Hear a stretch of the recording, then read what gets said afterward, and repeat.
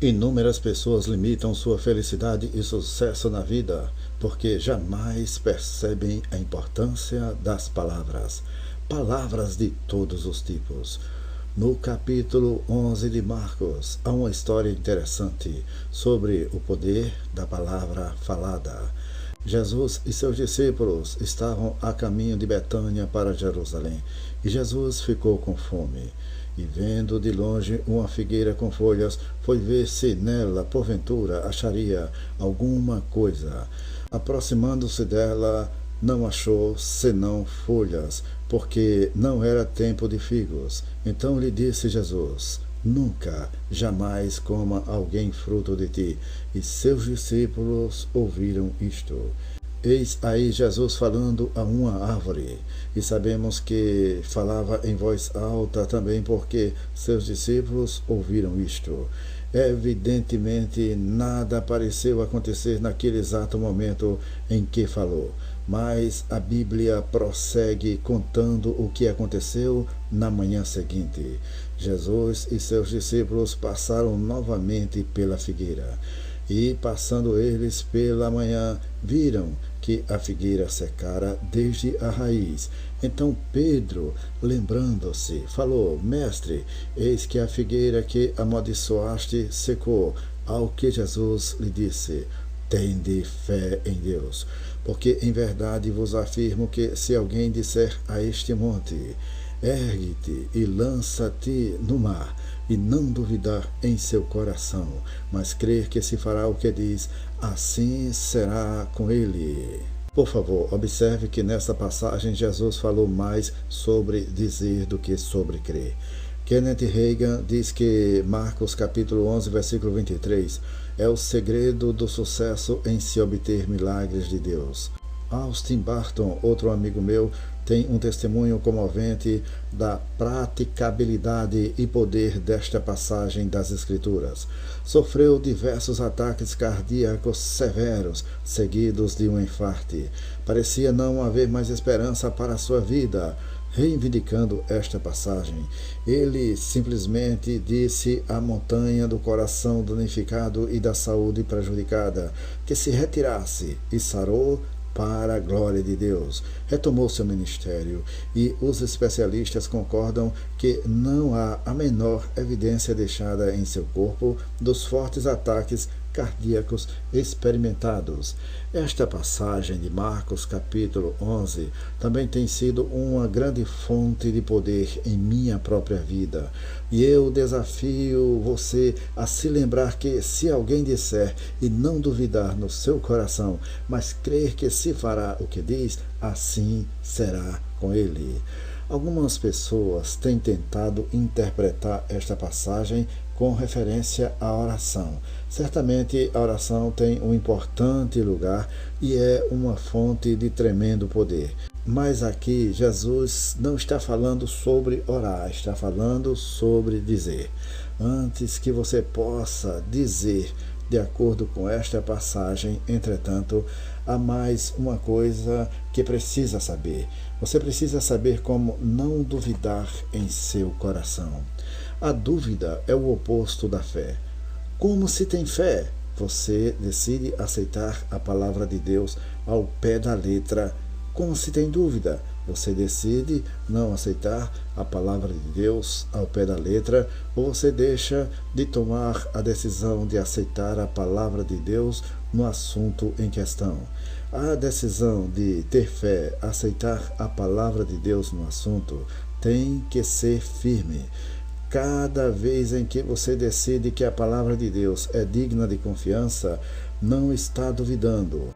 É por isso que Tiago nos diz: peça, porém, com fé, em nada duvidando, pois o que duvida é semelhante à onda do mar impelida e agitada pelo tempo. Não suponha esse homem que alcançará do Senhor alguma coisa. O homem de ânimo dobre é inconstante em todos os seus caminhos. Capítulo 1, versículos 6 a 8. Tendo mencionado que não devemos vacilar se esperarmos receber alguma coisa do Senhor, precisamos também destacar que é a nossa fé que deve permanecer firme, por mais amedrontados ou inseguros que possamos nos sentir sobre o resultado da questão. Na noite em que minha esposa foi curada da febre reumática, sentia-se horrível, fraca e com dores. Ela não sentia que o Senhor era a fortaleza da sua vida, mas ela creu.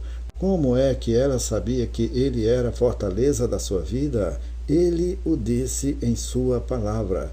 Uma vez que Deus o disse, tinha de ser verdade. Fossem quais fossem as evidências que o seu corpo oferecia ao contrário.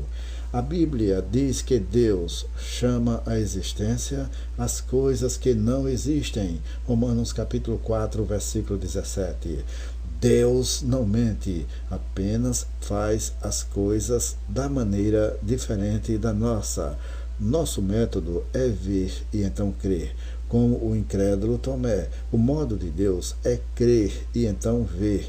Deus diz: bem-aventurados os que não viram e creram. João capítulo 20, versículo 29. Em Marcos capítulo 11, versículo 23, temos apenas duas condições para receber o que diz. Uma coisa é crer. Você tem de crer em seu coração que aquilo que você diz vai acontecer.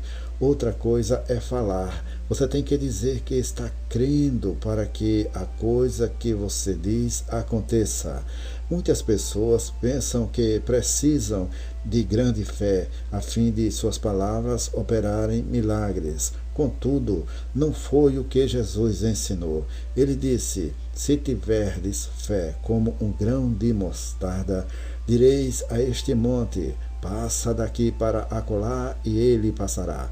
Nada vos será impossível. Mateus capítulo 17, versículo 20. O versículo que falei agora ampliou nossa compreensão de como obter o que dizemos, mostrando-nos que apenas precisamos de um pouquinho de fé, e novamente vemos que temos de colocar a fé em palavras. Tendo entendido o que é a fé, é fácil ter fé, como é fácil enunciar as palavras. Afinal, o que é a fé? Em primeiro lugar, quero destacar o que a fé não é. A fé não é sentimento. Você pode sentir que alguma coisa vai acontecer e ela não acontece. Mas quando se tem fé que alguma coisa vai acontecer, ela acontece. Tanto o Velho Testamento como o Novo Testamento nos falam de Abraão como um exemplo de fé. Abraão creu em Deus e isso lhe foi imputado para a justiça. Capítulo 2, versículo 23. O que Abraão creu?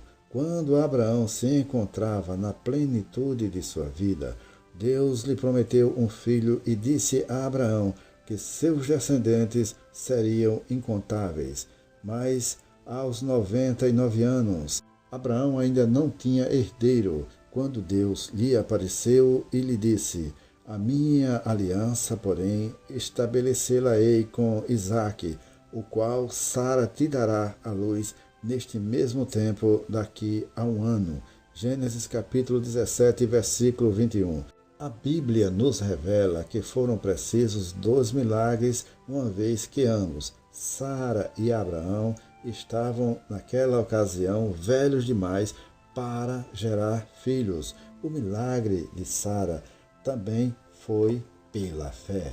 Hebreus capítulo 11, versículo 11 nos diz que pela fé também a própria Sara recebeu o poder para ser mãe, não obstante o avançado de sua idade, pois teve por fiel aquele que lhe havia feito a promessa. A Bíblia nos diz que Abraão, sem enfraquecer na fé, embora levasse em conta o seu próprio corpo amortecido, sendo já de 100 anos e a idade avançada de Sara, não duvidou da promessa de Deus por incredulidade, mas pela fé se fortaleceu, dando glória a Deus, estando plenamente convicto de que ele era poderoso para cumprir o que prometera, pelo que isso lhe foi imputado para a justiça. Romanos capítulo 4, versículo 19 ao 22. De minhas próprias experiências e por causa das Escrituras, estou convencido que Abraão não se sentia capaz de ser pai de um filho. Na verdade, a Bíblia registra que quando Deus lhe disse que o filho nasceria no próximo ano, se prostrou Abraão rosto em terra e se riu e disse consigo: a um homem de 100 anos há de nascer um filho? Dará à luz Sara com seus 90 anos? Gênesis capítulo 17, versículo 17. Mais tarde, antes que Isaac nascesse, Sara ouviu Deus repetindo a sua promessa, a promessa de um filho a Abraão. Abraão e Sara eram já velhos, avançados em idade, e a Sara já lhe havia cessado o costume das mulheres. Riu-se, pois, Sara no seu íntimo, dizendo consigo mesma: depois de velha e velho também o meu Senhor, terei ainda prazer? Gênesis capítulo 18, versículo 11 e 12. Vemos, portanto, que embora as Escrituras atribuam o nascimento de Isaque à fé de ambos, Abraão e Sara, nem Sara nem Abraão sentiam-se que poderiam ser pais. Na verdade, quando Deus continuou a prometer o nascimento de Isaque, os dois, Abraão e Sara, riram, razão porque Deus lhes disse que chamassem a criança de Isaque, que significa riso. Quando Abraão creu em Deus, isso lhe foi imputado para a justiça. A fé agrada a Deus, e sem fé é impossível agradar a Deus, porquanto é necessário que aquele que se aproxima de Deus creia que Ele existe e que se torna galardoador dos que o buscam. Hebreus capítulo 11, versículo 6. Considerando que a fé é uma questão tão importante em nosso relacionamento com Deus, é bom que seja um dom dele e também que tenha repartido a cada um a medida da fé. Romanos capítulo 12, versículo 3. Na verdade, uma vez que Deus repartiu a cada homem uma medida de fé, e tudo quanto precisamos para remover uma montanha é a quantidade da fé do tamanho de um grão de mostarda, não precisamos nos preocupar sobre se temos ou não temos fé. Tudo o que temos a fazer é decidir aplicar a fé que já temos na direção certa. Louvado seja o Senhor, porque a fé não depende de nossos sentimentos. Afinal, não podemos decidir como sentir. Falando de um modo geral, os sentimentos são algo que nos acontece, não algo que decidimos de antemão. Mas a fé não é uma questão de emoções ou sentimentos, ou mesmo nossos sentidos físicos. A fé é uma questão da vontade. Considerando que já temos uma medida da fé, quer o sintamos ou não, tudo o que temos a fazer para ter fé é decidir aceitar a palavra de Deus sobre o assunto em questão. Se decidirmos aceitar a palavra de Deus em algum assunto, o que não será difícil, pois Tito, capítulo 1, versículo 2, nos diz que Deus não pode mentir. Então podemos saber que temos o que Deus nos prometeu, antes mesmo de podermos ver o que vai acontecer.